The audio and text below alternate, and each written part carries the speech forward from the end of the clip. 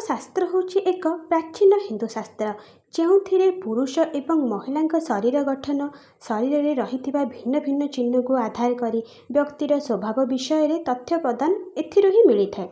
जेपरी से सामुद्रिक शास्त्र अनुजाई जदि कौन महिलार चेहरा तार बापा और पुअर चेहरा ता माँ भली होता है तेबे यार अर्थ कौन होता है।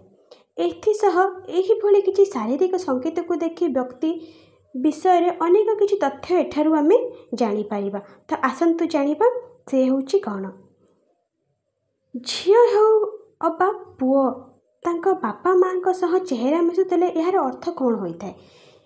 जो पुओर मुह निज माँ को मुह सह मिशुताए एही पुरुष यशस्वी हेबा सह दीर्घायु मते होइथाए। एही भले पुरुष जीवन में बहु सुखर अधिकारी होइथांती निज परिवार मान सम्मान बढ़ाई थांती। जो झीर मुह तार बापा मुह सह मिशुथाए सही झील बहुत भाग्यशालिनी होइथांती।